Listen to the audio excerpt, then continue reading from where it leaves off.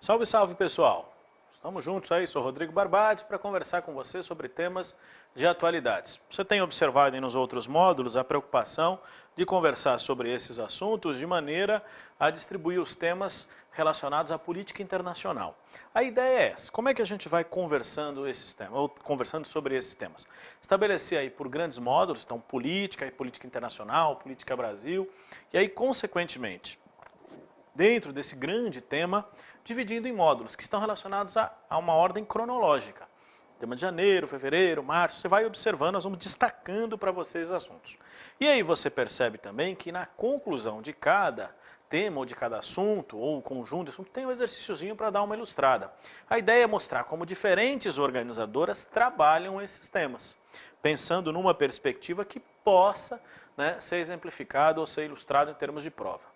Quando você fala em concursos e provas de atualidades, nível médio, nível superior, independente disso, o que nós vamos observar é muito o estilão da organizadora. Você tem organizadoras que são mais factuais, é aquela história do quem, onde, porquê, o VUNESP, por exemplo, um pouco a Sesgran Rio, um pouco a Carlos Chagas, mas também as organizadoras que vão no enfoque mais histórico, o processo, o contexto, como por exemplo, SESC-UNB, um pouco a Carlos Chagas. Então, essas organizadoras que eu estou citando aqui, as principais, claro, você tem outros exemplos de prova onde imperam basicamente questões factuais. E aquele olhar, quando você estuda a atualidade, a gente imagina aquele enfoque de manchete de jornal, a capa. Tem organizadoras que vão ficar na capa, não é que ela vai fazer a prova olhando a manchete, mas é o jeitão. Então, notícias curtas, temas pontuais, não significa que seja mais fácil. As perguntas são mais simples. Ou aquelas que a gente brinca são edições de domingo, mais densas, textos mais intensos, mais elaborados, maiores, tem mais complexidade. Então, o seu estudo segue um pouco esse olhar, é a diretriz da organizadora, é o jeitão. Por isso não é, mas poxa vida, estou fazendo exercício de prova que já foi. Sim. Para você conhecer o exercício, ver a cara da organizadora trabalhando o tema. Esse é o objetivo dessa conversa. Então, ilustrando e auxiliando você na formulação e no trabalho em relação a esses conteúdos, tá bom? Então, esse é o primeiro enfoque. Qual a importância de fazer exercício? Conhecer a organizadora e perceber que muitas vezes, né, o que é o título de uma questão vira alternativa de outro exercício. Os organizadores eles fazem isso. E até mesmo um tema como está muito em voga, muito explorado, ela permite diferentes olhares. Então tem questões, como eu disse a você, às vezes pego como exemplo temas do Oriente Médio, questão palestina, que caem de diferentes formas em prova. Então fica para você aqui esse olhar. Nesse contexto, é interessante você perceber também outras formas e outros exemplos que as organizadoras poderiam utilizar em termos de conteúdo, sempre pedindo para o candidato. Às vezes questões discursivas, temas que são utilizados aí em forma de redação, então também é um olhar. Legal? Bom, enrolou bastante, hein, professor? Vamos para o conteúdo? Vamos conversar um pouquinho sobre os assuntos? Então, estamos aqui com você, atualidades para você dar uma observada. Política internacional, qual é o nosso tema agora em termos de assuntos e conteúdo? Vamos lá? Estamos falando de Cuba. Opa, esse assunto cabe várias abordagens, hein? Então, dentro dessa perspectiva, você vai perceber o nosso assunto se inicia aqui, ó. Morte do preso político cubano. Então, morte de preso político cubano, fevereiro. Então, nesse caso, eu preciso identificar o personagem, né? E pode ser útil aí para nós. Então, quem é o personagem? Orlando Zapata, certo? Então, quem é o personagem? Aí já deu a pista para você, né? Onde? Cuba, então, nosso amigo cubano. Ótimo. Então, Orlando Zapata, Cuba, por quê? Então, por que o nosso amigo veio a falecer?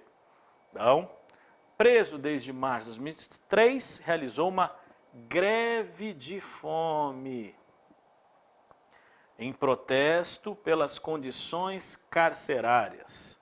Então, essa é a primeira ideia. Agora, veja, é um preso político. Então, você já tem aí um contexto. Esse tipo de abordagem é aquela história, serve como a manchete. Orlando Zapata, preso político, morreu em Cuba, vítima de uma greve de fome. Contra o quê? Contra o governo, contra as condições carcerárias, etc. Então você já tem aí, né, um enfoque. Agora a gente precisa de um contexto histórico aí, que alguns assuntos são complementares. Então, damos uma observada para você, em cima desse tema, alguns desdobramentos. Primeira coisa, quando você fala em Cuba, você tem que fazer aquele, né, vamos dizer assim, remember, vamos voltar um pouquinho no tempo e lembrar de um detalhe interessante. Então, vamos lá. 1959. Poxa vida, vamos voltar tanto? Lembre-se da Revolução Cubana. Ótimo. 1959. Fidel Castro, Raul Castro, Ernesto Che Guevara e outras lideranças liderarão aí uma revolução, tomarão o poder em Cuba, vão expulsar o ditador Fulgêncio Batista. Num primeiro momento é aquela coisa de libertação nacional, e aí a partir dos anos 60 se aproximam da União Soviética e a revolução assume um caráter socialista. O país ficou sob domínio, na verdade está sob domínio da família Castro desde 59. Então tem uma figura que você conhece, opa, me empolguei aqui, desculpa. Tem uma figura que você conhece, deixa eu voltar, perdão, que é o Fidel Castro, que governou Cuba até 2008. Tá. Hoje, o governo em Cuba está sobre, né, o exercício do seu irmão, Raul Castro. Então, aquela coisa, está em casa, né? A família Castro controla Cuba. Então, esse é o outro olhar e você vai observar. Então, dentro desse contexto. Avançando um pouquinho. Então, dentro dessa perspectiva, Zapata era um dos cubanos considerados presos de consciência pela Anistia Internacional. Então, o que aconteceu? Em 2003, né, o governo cubano promoveu aquilo que ficou conhecido como Primavera Negra. Março de 2003, perdão. O governo cubano prendeu vários dissidentes políticos que estavam em Cuba. 75 pessoas foram presas. Né? Desse grupo estava nosso amigo Orlando Zapata. Essa turma foi presa e as penas foram sendo ampliadas à medida que o tempo ia passando, até por questões realmente, ou essas pessoas reagiram, ou algum fato que levou à elevação das penas.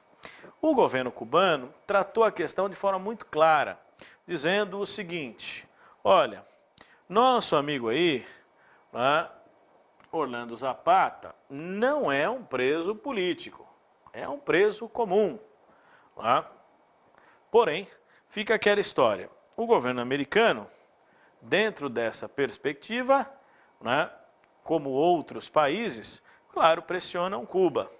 E aí o governo cubano, primeiro, não reconhece a existência de presos políticos, diz que o indivíduo é preso comum, e mais, diz que são mercenários a serviço dos Estados Unidos, aquela papagaiada mole. Então, é interessante aqui apenas um complemento em cima dessa questão, porque traz à tona um amplo debate sobre a situação em Cuba. Esse episódio ficou curiosamente destacado por causa de uma fala do presidente Lula, né, propriamente, que disse aqui que era não confundir preso político com preso comum. E aí repercutiu muito mal, porque até o próprio presidente Lula foi preso, né, e preso como preso político no final dos anos 70 e dos anos 80. Então essa questão repercutiu até muito mal, sei que o governo brasileiro tem uma simpatia pelo governo cubano, mas essas ações do presidente Lula também deram uma repercussão negativa ao caso. Consequentemente, o que interessa você observar é isso. Falou de Cuba, relacionando essa questão, né? Contextualizar esse processo dentro de um tema mais abrangente, que é a própria situação do nosso amigo Zapata, mas de outros presos políticos ali. Então, para você visualizar, recapitulando rapidinho, 1959, Revolução Cubana. A partir dos anos 60, Cuba se aproxima da União Soviética e o regime cubano tem apoio dos soviéticos até 1989. Tá. né? A partir dos anos 90, basicamente, a União Soviética desapareceu em 91, o regime mudou, etc. Cuba, nesse período, foi dominado por Fidel Castro, de 59 a 2008. Passou o poder para o seu irmão Raul Castro, que está desde 2008 no poder. Você tem, num outro contexto, isso que é significativo para nós, né, o que acontece a partir daí. O governo Fidel Castro, de tempos em tempos, faz isso mesmo, dá uma carta, né, prender opositores, e a Primavera Negra de 2003, um grupo de mais de 70 pessoas foi preso. Esse grupo preso permaneceu aí, né, e suas penas foram alteradas, aumentadas, etc. No final do ano passado, começou uma greve de fome para pressionar o governo cubano. E dessa greve de fome, que nosso amigo Zapata ficou quase 3 meses em greve de fome, resultou a sua morte. E aí isso desencadeou uma onda de protestos. Nós tivemos protestos em Cuba, principalmente por familiares desses presos, que eram conhecidos como o grupo Damas de Branco. As Damas de Branco fizeram uma onda de protestos em Havana, e o governo cubano ficou numa saia justa. Teve que buscar uma alternativa. Claro, primeiro que a história de acusar os Estados Unidos já não cola mais, né? Faz 40 anos, 50 anos que os caras fazem isso. Então, o que acabou acontecendo? Se abriu uma linha de diálogo entre a Igreja Católica, o governo espanhol e o governo cubano para encontrar uma alternativa. Mas isso só ocorreu com a morte do Orlando Zapata. E aí, no mês de julho, né, o governo de Cuba começou a libertar alguns presos e eles foram exilados, então foram para a Espanha. Então esse é o contexto e vale a pena aí você observar. Tudo bem? Então, um complemento dessas informações. Vamos lá. Como é que isso pode ser observado, né, em termos de perguntas? Então, eu vou aproveitar o cabeçalho desse exercício para conversar com você sobre esse tema. Olha ele aqui. O grupo cubano Damas de Branco, olha aqui, ó, realizou atos nas ruas de Havana em março de 2010, para marcar o aniversário da chamada Primavera Negra, ocorrida em 2003. Então, visualizou a questão? Primavera Negra, quando o governo cubano, então, prendeu dissidentes políticos. Então, essa é a primeira ideia. Então, algumas palavras que complementam a nossa fala anterior, ilustrando para você essa abordagem. Esse grupo é formado por familiares de prisioneiros políticos que reivindicam o respeito aos direitos humanos. Então, encadeou esse processo. Lembre-se que quando você fala de Primavera Negra 2003, ó, esse é o foco, então você está falando da prisão de opositores do governo cubano. E aí esses opositores estão relacionados a esse assunto. Então, dentro desse olhar, se você considerar o tema, a perspectiva, né, de relacionar isso com Cuba, um fato, né, ocorrido em 2003 e seus desenvolvimentos. Agora, não esqueça, esse processo todo ganhou fôlego com a morte de um desses presos políticos, que é o nosso amigo Orlando Zapata. Essa é a questão central. Então, fica para você como referência dentro desse tema. Tudo bem? Então, falou em Orlando Zapata, falou em dissidentes cubanos, etc., possam ser aí observados. Tá? Não esqueça, nesse caso, a responsabilidade por esse processo em 2003 foi do governo Fidel Castro. Então, essa é uma das referências, tá bom? Então, tem mais assuntos que você pode aí contextualizar. Então, sempre lembrando. Outras alternativas aí que foram mencionadas, né?